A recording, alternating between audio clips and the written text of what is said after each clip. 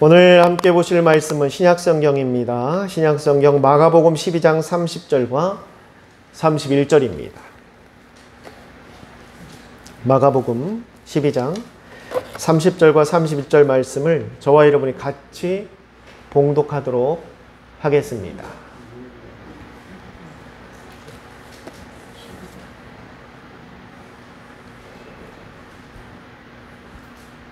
(30절) (31절) 말씀 같이 읽겠습니다. 시작.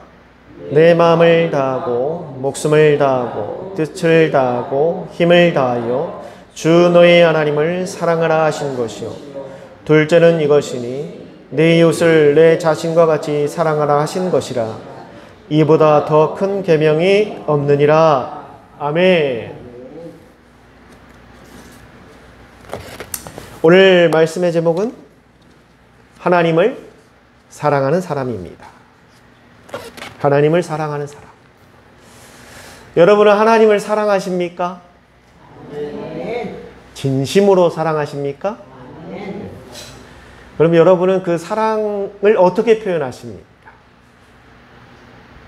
사랑하는 연인에게 선물도 하기도 하고 편지를 쓰기도 하고 또 시간을 내어 만나기도 하는데, 여러분은 하나님을 사랑하신다라는 걸 어떻게 하나님 앞에 표현하고 계십니까? 오늘 본문에 등장하는 이 서기관이라는 사람은 성경을 읽지 못하고 성경의 뜻을 알지 못하는 그 백성들에게 하나님의 말씀을 대신 읽어주고 또한 그 뜻을 풀이해주는 일을 하는 사람, 바로 서기관이라는 사람입니다. 하루는 그 서기관이 지금 예수님을 찾아와 질문을 던집니다.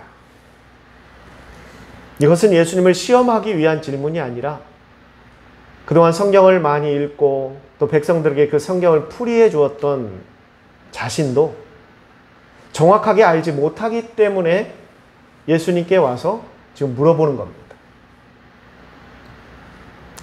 당시 유대교회는 사람들에게 하지 말아야 되는 율법이 365가지가 있고 또한 지켜야 되는 율법이 248가지가 있었습니다. 그래서 유대인들이 지켜야 되는 율법은 총 613가지의 율법이 그들에겐 존재했습니다. 참 많죠? 그것을 다 지키도록 가르쳤습니다. 그런데 이 서기관이 어떠한 의문이 들었는가? 그 613가지의 율법 중에서 그래도 하나님께서 가장 중요하게 여기시는 율법이 있을 텐데 그 율법이 무엇인가가 궁금했던 겁니다. 그래서 예수님께 찾아와 질문하는 겁니다. 예수님, 저희는 613가지 율법을 지키며 살아가고 있는데 예수님 보시기에 그 율법 중에 어떠한 율법이 가장 큰 계명입니까? 예수님의 생각을 듣고 싶었던 겁니다. 예수님께서는 그 답을 오늘 우리가 함께 봉독한 말씀을 통해 하고 있는 겁니다. 마음을 다하고 목숨을 다하고 뜻을 다하고 힘을 다하여 주 너희 하나님을 사랑하라. 그리고 내 이웃을 내 자신과 같이 사랑하라. 할렐루야. 우리는 이 말씀에서 두 가지의 사랑을 볼 수 있습니다. 첫째는 하나님을 향한 사랑, 그리고 이웃을 향한 사랑. 우리가 앞에 보면 십자가가 있죠? 근데 우리 교회는 좀 일반적인 십자가와 좀 모양이 좀 다릅니다. 십자가가 예수님께서 짊어지셨던 그 십자가를 표현하기도 하지만 또 십자가에는 중요한 신학적인 의미가 있습니다. 뭐냐? 위로부터 아래로 이어지는 이 세로는 하나님과 나의 사랑입니다. 그리고 왼쪽에서 오른쪽으로 그어진 그 선은 바로 이웃을 향한 사랑을 말하고 있는 것입니다. 그런데 우리 교회는 가로나 세로나 크기가 어떻습니까? 네, 똑같아요. 똑같습니다. 제가 주문할 때 그렇게 해달라고 부탁을 했습니다. 왜 이렇게 했느냐? 나와 하나님과의 사랑도 중요하고 그만큼 이웃과의 사랑도 중요하기 때문에 저희 교회는 십자가를 이렇게 했습니다. 이처럼 예수님은 사랑에 대해서, 하나님에 대한 사랑, 이웃에 대한 사랑에 대해서 말하고 있습니다. 예수님의 이 말씀은 구약성경 신명기 6장 5절에 나오는 하나님을 향한 사랑과 레위기 19장 18절에 나오는 이웃을 향한 사랑을 인용하여 하신 말씀입니다. 그 자리에서 예수님께서 이 말씀을 창조한 것이 아니라 이미 구약 성경에 기록되어 있는 말씀을 그대로 인용하신 겁니다. 그런데 여러분, 예수님께서 이 말씀하신 하나님을 향한 사랑, 그리고 이웃을 향한 사랑, 우리는 이 두 가지의 사랑으로 이해를 하고 있는데, 사실 예수님께서는 이것을 하나의 사랑으로 말씀하고 있었다라는 겁니다. 오늘 본문과 똑같은 내용이 누가복음 10장 25절부터 29절에 기록되어 있습니다. 이 복음서에는 같은 사건을 이 복음서에서 똑같은 내용으로 다루고 있는 사건들이 있습니다.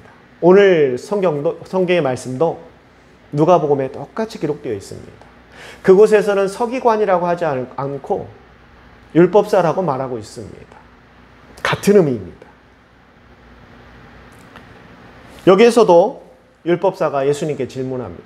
그런데 누가복음 10장 25절에 보면 오늘 성경에서 나오지 않은 또 하나의 질문이 포함되어 있습니다. 그게 뭐냐면, 예수님, 우리가 어떻게 하면 영생을 얻을 수 있습니까? 라고 묻고 있습니다. 영생을 얻을 수 있습니까? 오늘 성경에서는 어떤 계명이 가장 큰 계명입니까? 라고 했는데 누가복음엔 거기에 덧붙여서 어떻게 하면 또 영생을 얻을 수 있습니까? 라고 묻고 있습니다. 여기서 말하는 영생은 유대인들이 바라는 영원한 하나님의 축복을 말하는 겁니다. 끊임이 없는 영원한 하나님의 축복을 우리가 어떻게 하면 얻을 수 있습니까? 어떤 계명을 지키면 우리가 그 영생을 얻을 수 있습니까? 라고 물었다라는 겁니다. 그러자 예수님은 그 말씀을 듣고 누가복음에서 오히려 그 율법사에게 반문하십니다. 너는 어떻게 생각하느냐? 답변을 주시기 전에 먼저 그 율법사의 생각을 물으셨습니다. 너는 어떻게 생각하느냐? 그러자 율법사는 이렇게 말합니다. 하나님을 사랑하고 내 이웃을 사랑해야 된다라고 저는 생각합니다. 라고 말합니다. 예수님께서 오늘 하신 답변과 동일하죠?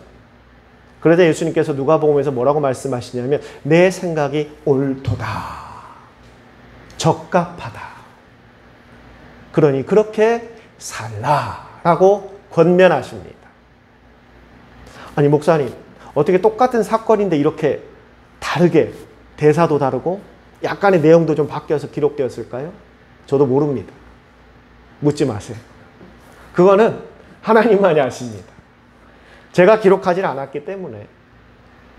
물론 똑같은 사건이지만 하나님께서는 그 복음서의 주제와 내용과 들어야 되는 사람에 따라서 그 사건의 다른 면을 좀 기록하다 보니까 똑같은 사건이 좀 다르게 묘사될 수도 있습니다. 그러나 내용이 바뀐다든지 주제가 바뀌진 않습니다. 단지 그때 상황에 따라서 들어야 될, 이 복음서를 들어야 될 사람들에 따라서 조금씩 말하는 것과 내용들이 조금씩 달라지기는 합니다. 그렇다고 전체적인 그 틀이, 그 전체적인 내용과 주제가 완전히 바뀌는 건 아닙니다. 예수님께서 칭찬하세요. 잘했다. 그러니 너도 그렇게 살라라고 말합니다. 그런데 누가복음 10장 29절에 매우 중요한 질문을 이 율법사가 예수님 앞에 던집니다. 자, 이 율법사의 관심은 어떻게 하면 하나님의 영원한 축복을 받으며 살 수 있습니까? 라고 물었어요.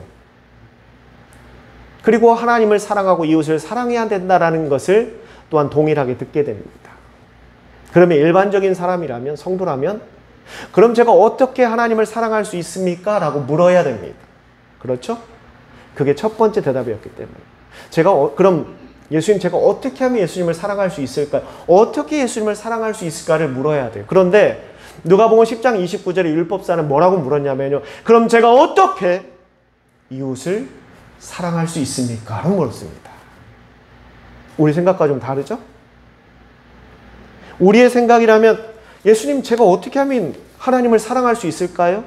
어떻게 사랑하는 게 하나님을 사랑하는 것일까를 물었을 텐데 율법사는 그렇게 묻지 않았어요. 제가 어떻게 하면 이웃을 사랑할 수 있을까요? 율법사의 관심은 하나님의 영원한 축복을 받는 것입니다. 하나님과의 관계에 지금 그 율법사는 집중하고 있다는 겁니다. 그런데 그의 질문은 제가 어떻게 이웃을 사랑할 수 있을까요? 라고 묻고 있다는 겁니다. 이 율법사는 놀랍게도 예수님께서 전하고자 하셨던 그 말씀의 의중을 깨달았습니다. 아, 하나님을 사랑한다라는 것이 바로 이웃을 사랑하는 것과 같은 말이구나. 그것을 율법사는 깨달았어요. 이 서기관들, 율법사들이 하는 일이 뭐라고 그랬죠? 서두에? 성경을 읽고 백성들의 그 뜻을 풀이해 주는 사람이에요. 그러니 얼마나 이해력이 좋았겠습니까? 딱 한 번 듣고 깨달았어요. 아, 이거구나. 내가 하나님을 사랑한다라는 것을 내가 어떻게 표현할까? 하나님은 모든 것을 가지고 계신 분인데 그 하나님 앞에 제가 무슨 선물을 드린다고 티가 날까요?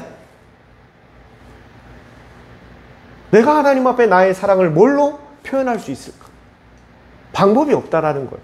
그게 사람이라면 만나기라도 하고 편지라도 보내고 선물이라도 보낼 텐데 하나님은 그런 존재가 아니잖아요.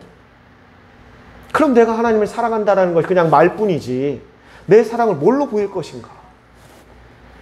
뭐 천국에 주소라도 있으면 소포라도 보낼 텐데 명절에 하나님께 좋은 과일이라도 보낼 텐데 그 주소도 없잖아요. 사실 율법사의 서기관은 그걸 고민하고 있었던 거예요. 그런데 그걸 깨달았어요. 아, 하나님을 사랑한다는 것은 바로 이웃을 사랑하는 거구나. 그걸 비로소 깨달았습니다. 그래서 질문을 던진 거예요. 그럼 제가 이제 앞으로 어떻게 이웃을 사랑하면 될까요? 할렐루야. 참 귀한 깨달음입니다. 여러분들에게 다시 한번 처음 했던 질문을 하겠습니다. 여러분은 하나님을 사랑하십니까? 진심으로 사랑하십니까? 여러분은 지금 옆에 계신 분들, 또한 여러분을 아는 사람들, 가족들, 그러한 모든 사람들을 사랑하고 계십니까? 이것은 지금 여러분 같은 질문이었습니다. 하나님을 사랑하느냐라는 질문과 이웃을 사랑하고 있습니까? 라는 질문은 같은 질문이에요. 예를 들어 볼까요? 사랑하는 성도 여러분, 여러분 구원 받으셨습니까? 여기에 대해서 대답을 못 하시는 분은 빨리 저에게 오셔야 합니다. 꼭 구원 상담을 받으셔야 합니다. 여러분 정말 구원 받으셨습니까? 그럼 여러분의 안에 성령님이 계십니까? 진짜 여러분 안에 성령님이 계세요? 여러분 이건 같은 질문이에요. 우리가 구원받는 순간 성령님은 이 안에 내가 원하든 원하지 않든 임하십니다. 그걸 우리가 좀 어려운 말로, 신학적인 말로 성령 침례라고 말합니다. 구원받는 즉시 내가 원해서가 아니에요. 구원받는 즉시 내가 예수님을 구주로 영접하는 그 순간 성령님은 이 안에 들어오십니다. 임하십니다. 그리고 우리의 몸이 거룩한 성전이 된다라고 말하고 있습니다. 할렐루야. 같은 말이에요. 같은 말. 하나님을 사랑하십니까? 이웃을 사랑하십니까? 이건 같은 질문이라는 겁니다. 그래서 성경은 마태복음 5장 23절과 24절 이렇게 말합니다.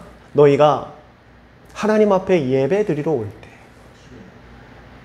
혹여나 형제와 다툰 것이 떠올랐다면 그 즉시 돌아가 화해하고 와서 예배를 다시 드리라 라고 말하고 있습니다. 예수님이 하신 말씀, 그 말의 의미가 무엇일까? 내가 어렵게 지금 시간을 내어서 준비해서 차려입고 예물을 가지고 하나님 앞에 예배 드리러 왔어요. 그런데 오늘이 되었던 어제가 되었던 일주일 전이 되었던 누군가 다투었던 기억이 떠오르는 겁니다. 가까운 사람과. 그런다고 해서 예배 드리는 걸 멈추고 돌아가서 그걸 다 화해하고 풀고 다시 오라. 아마 그런 생각 할 겁니다.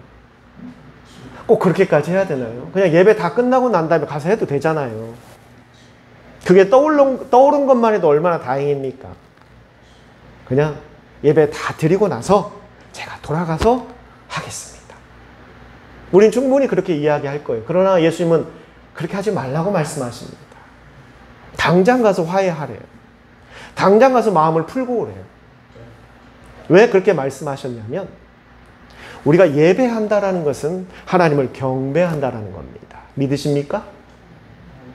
여러분, 예배는요, 주일날 성경책 들고 교회에 앉아있는 행위를 말하는 게 아니에요. 이건 예배가 아닙니다.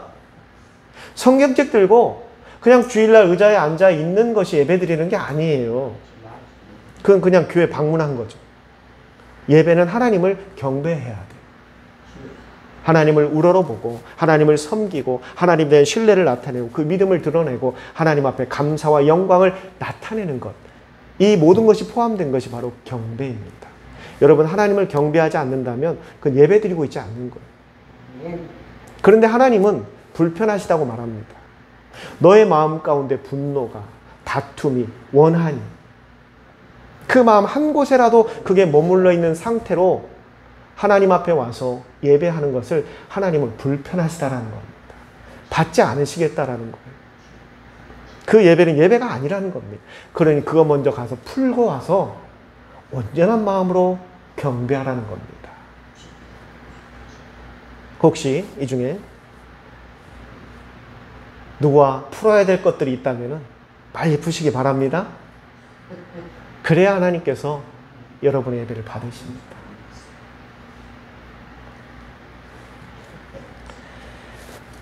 우리 그리스도인들이 이 땅에 살아가면서 사람들을 많이 만나게 되고 대하게 됩니다. 내가 아는 사람도 있고 모르는 사람도 있고 처음 보는 사람도 있고 자주 봐왔던 사람들도 있습니다. 우리 그리스도인들은 사람을 어떻게 대해야 될까?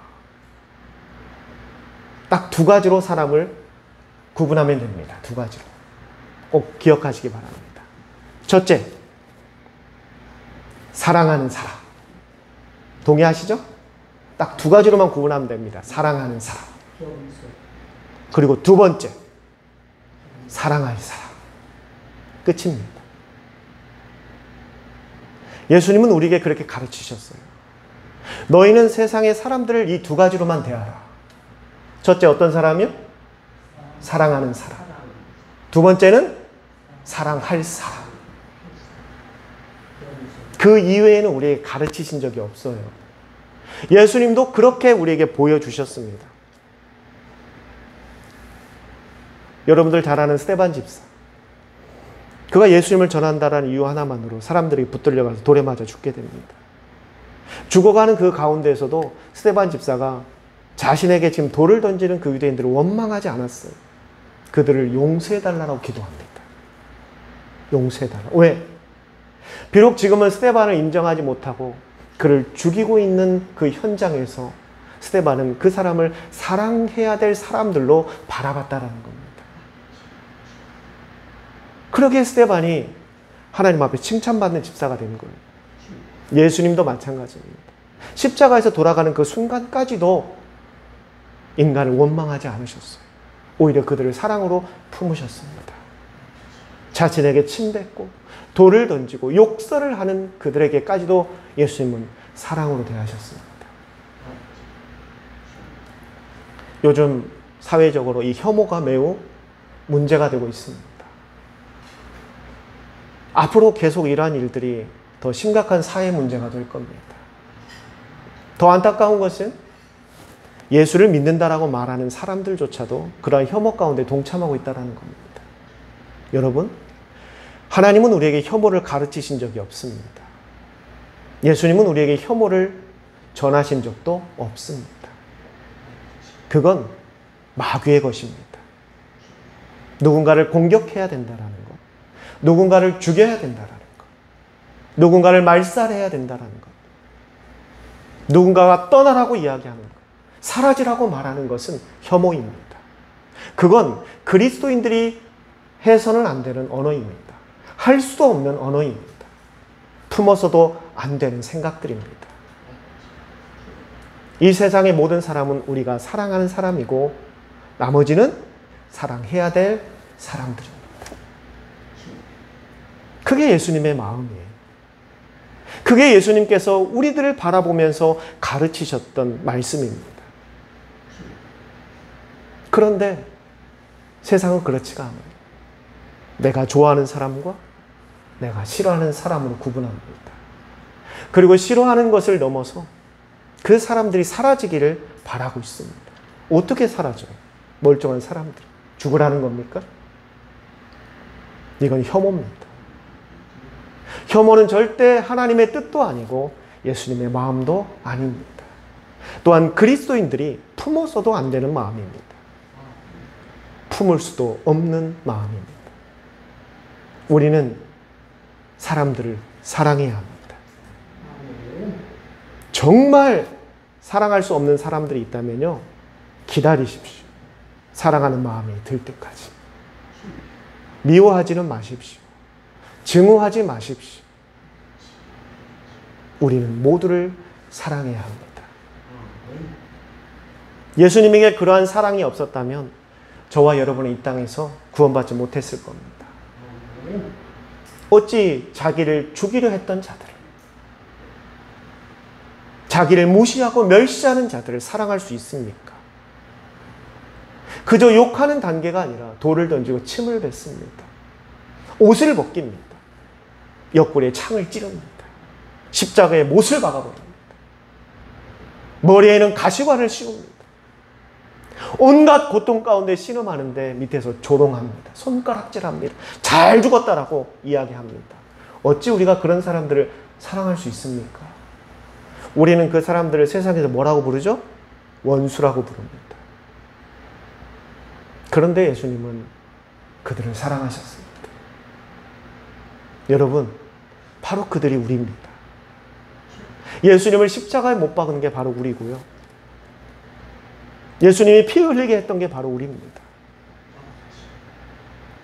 우리는 정말 아름답게 얌전하게 신앙생활을 하는 것 같죠? 여러분, 하나님의 말씀이 무엇인지 알면서도 행하지 않는 게 하나님을 무시하고 있는 겁니다. 하나님의 뜻을 들었는데도 그 뜻보다 내 생각이, 내 지식이 옳다고 여기고 살아가는 것이 바로 예수님을 무시하는 거예요. 우리도 하나님과 예수님을 얼마나 무시하며 살아가고 있습니까? 멸시하며 살아가고 있습니까? 내 생각이 옳다고, 내 주장이 옳다고, 내 판단이 옳다고 여기며 살아가고 있습니다. 그게 예수님을 십자가에 못 박고 있는 겁니다. 이웃을 사랑하라고 말하는데도 증오합니다. 죽여야 된다라고 말합니다. 예수님은 전혀 그런 뜻이 없는데도 이게 바로 예수님에게 침뱉는 겁니다. 우리가 지금 그렇게 하고 있어요. 그런데도 예수님은 우리를 버리시지 않으십니다. 끝까지 사랑하십니다. 그래서 저와 여러분들이 구원을 받은 겁니다. 사랑하는 성도 여러분, 눈에 보이는 성도와 이웃을 사랑하지 못하면서 눈에 보이지 않는 하나님을 어떻게 사랑할 수 있겠습니까? 이것은 모순입니다. 그래서 오늘 예수님께서 이 말씀을 우리에게 주고 있는 겁니다. 남북전쟁 전에 미국 남부는요, 노예제도가 매우 심각할 정도였습니다. 노예에게는 인권도 없습니다. 그들은 그저 하나의 가축에 불과했습니다. 미국 남부는 주로 이 농경 지역이기 때문에 노예 그 일손이 매우 필요했습니다. 하루는 남부교회에서 어떤 목사님이 설교를 하십니다. 그 목사님이 정말 용기를 내서 설교했어요. 왜냐하면 혹시라도 아무리 그분이 목사님이라 할지라도 노예 인권에 대해서 이야기하는 순간 밤에 극렬 분자들이 찾아와서 그 목사님을 살해했습니다. 실제 그래서 순교하신 목사님들이 많아요. 노예 인권에 대해서 이야기했다라는 이유 하나만으로 여러분들 들어보셨죠? KKK? 복면 쓰고 와가지고요, 목사님을 십자가에 매달아 불에 태워버렸습니다. 싫어합니다. 그런데 목사님이 정말 용기 내서 한마디를 합니다. 추수감사주일이었어요. 차마 노예들을 형제로 받아들이라는 말까지는 못하고 우리가 이웃을 사랑해야 됩니다. 오늘 저의 설교와 비슷한 말씀을 하셨어요. 그러면서 노예도 사랑으로 대합시다 까지 했어요. 얼마나 목사님은 가슴이 쿵탁쿵탁 했는지. 말 한마디 잘못했다가는 밤에 죽을 수 있기 때문에. 그런데 다행히 그 예배에 참석했던 많은 백인들이 아멘 하는 겁니다. 목사님은 안심했어요. 아유, 나는 안 죽겠구나. 그리고 그 말씀을 들었던 백인들이 이제 집에 돌아갑니다. 집에 돌아가서 그 목사님 말을 되새기는 거예요. 아, 그래, 노예들도 사랑해야지. 그래서 노예들을 다 부릅니다. 불러서 오늘은 추수감사주일이니까 특별히 너희들에게 일을 시키지 않겠다. 오늘은 그냥 하루 쉬어라. 그러면서 집에 들어와서 너무 뿌듯한 거예요. 아, 내가 노예들에게 사랑을 베풀었다. 내가 하나님의 말씀을 이렇게 아름답게 실천했다. 여러분, 하나님께서 원하시는 것은 사람을 노예로 부리지 말라라는 겁니다. 종으로 삼지 말라라는 거예요. 사랑으로 대하라는 것은 그들에게 자유를 주라는 겁니다. 그런데 그 백인들은 그저 하루 일하지 않게 해준 것만으로도 그들에게 큰 은혜와 축복을 줬다라고 생각합니다. 그리고 하나님의 말씀에 실천했다라고 생각합니다.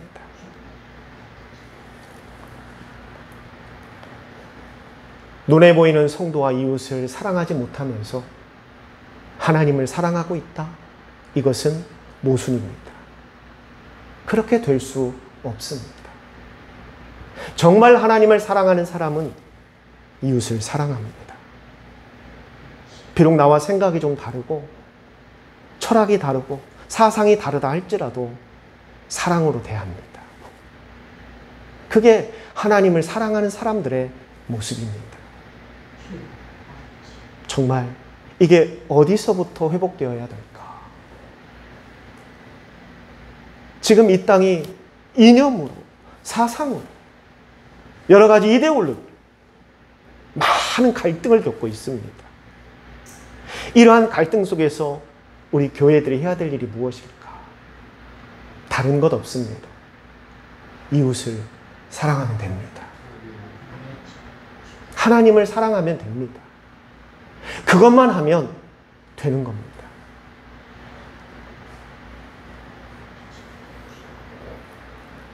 오늘 본문에 나오는 서기관처럼 또한 누가복음에 나오는 율법사처럼 하나님을 사랑하고 하나님의 축복을 받기를 소망하신다면 먼저 옆에 있는 이웃들을 사랑하시기 바랍니다.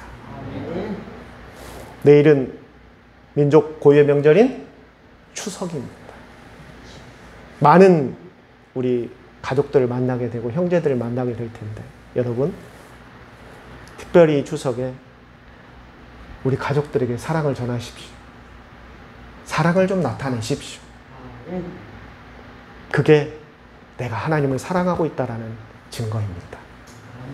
기도하겠습니다. 참 좋으신 아버지 하나님, 저희는 늘 하나님을 사랑하고 있다고 생각하고 있습니다. 누가 물어보더라도 하나님을 사랑한다라는 말에 아멘으로 화답하고 있습니다. 그럼 과연 우리가 진짜 하나님을 사랑하고 있는가? 예수님은 우리에게 물으십니다. 내 이웃을 사랑하고 있느냐? 내 주변 사람들을 사랑하고 있느냐?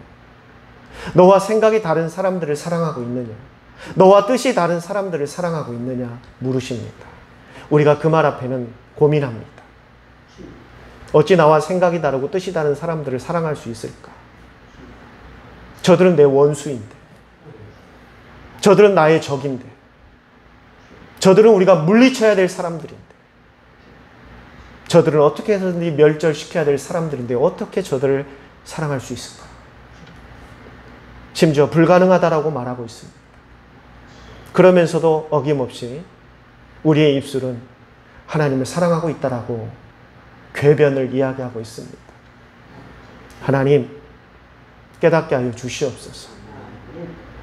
하나님을 사랑하는 자가 이웃을 사랑하지 않을 수 없습니다.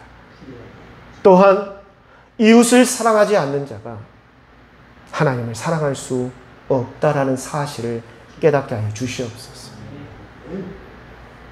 정말 이 땅 대한민국이 많은 갈등 가운데 많은 상처들을 주고 있습니다. 세대별로, 정치 성향에 따라서, 지위 고하를 떠나서, 빈부격차를 떠나서 사회의 여러 부분에서 많은 갈등이 벌어지고 있습니다. 그리고 이제 그 갈등을 넘어 혐오가 나오고 있습니다.